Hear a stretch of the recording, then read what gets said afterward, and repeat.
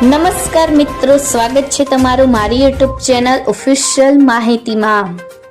તમે ગુજરાતના તમામ માર્કેટયાર્ડના ભાવ, ખેતીને લગતી તમામ માહિતી અને ખેડૂતોને ઉપયોગી એવી તમામ માહિતી સૌથી પહેલા જાણવા માંગતા હો તો મારી ચેનલને સબસ્ક્રાઇબ કરી લેજો, જેથી અમારા દ્વારા આપવામાં આવતી માહિતી તરત જ તમને મળી રહે।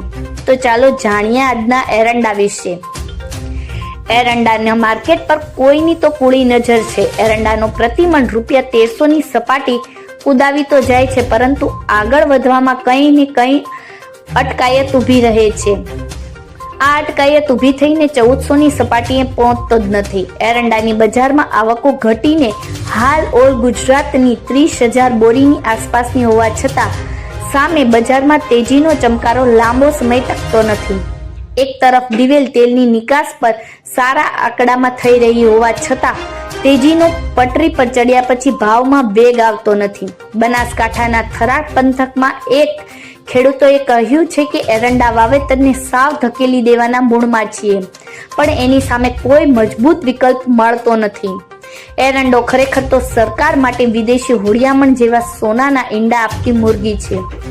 એરંડાની બજારમાં છેલ્લા 5 વર્ષમાં બજાર કંઈ આડી અવળી થતી જ નથી। ભાવ એકને એક સપાટીએ ગુંદર લગાવ્યો એમ ચીપકી જ ગઈ છે। કાયમ એરંડાની ખેતીનો ખર્ચ વધવા સામે વારંવાર બદલાતા કુદરતી હવામાનના પરિબળો ઉત્પાદન લેવામાં મુશ્કેલી ઊભી કરે છે। એમાં એરંડો વાવો એટલે વર્ષમાં એક જ પાક લેવાય છે, એમાં વળતર ન છૂટે તો ખેડૂતોને આમદની તૂટે છે। પાટણમાં હારીજ પંથકમાં એક ખેડૂતોએ કહેલ આ શબ્દ ઘણું કહી જાય છે। દેશના એરંડા ઉત્પાદનમાં ગુજરાતની હિસ્સેદારી 70%થી પણ મોખરે છે। સામાન્ય રીતે ગુજરાતમાં 6.5 લાખથી 7.5 લાખ હેક્ટર વિસ્તારોમાં એરંડો વધે ઘટે વવાતો રહે છે। દેશમાં ગુજરાત, રાજસ્થાન સહિત દક્ષિણના આંધ્રપ્રદેશ અને તેલંગાણામાં થોડું એરંડાનું વાવેતર થાય છે। આંધ્રપ્રદેશ અને તેલંગાણાનું વાવેતર વધારે પડતા વરસાદની માઠી અસરમાં મુકાયાના રિપોર્ટો પણ મળી રહ્યા છે। મિત્રો, 25 ઓગસ્ટ સુધીમાં રાજ્ય સરકારના કૃષિ વિભાગ દ્વારા નોંધાયેલા આંકડા કહે છે કે ગત વર્ષે આ સમયે એરંડાનું 4.69 લાખ હેક્ટરનું વાવેતર થયું હતું, તો ચાલુ વર્ષે 23% જેવા ઉછાળાથી વાવેતર 5.39 લાખ હેક્ટરે પહોંચ્યું છે। હજુ એરંડો સમજો ને કે ઓગસ્ટના અંત કે વધીને સપ્ટેમ્બરના પહેલા સપ્તાહ સુધી ખેડૂતો વાવતા રહે છે, એટલે વાવેતરમાં થોડો વધારો પણ થઈ શકે છે।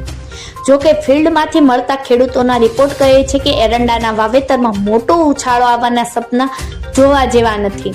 એરંડા બીજની પણ એવી મોટી કોઈ ખપત જ ન હોવાથી બીજ વિક્રેતાઓ કહે છે। મિત્રો, આવી જ વધુ માહિતી મેળવતી રહેવા માટે મારી ચેનલ સાથે જોડાયેલા રહેજો।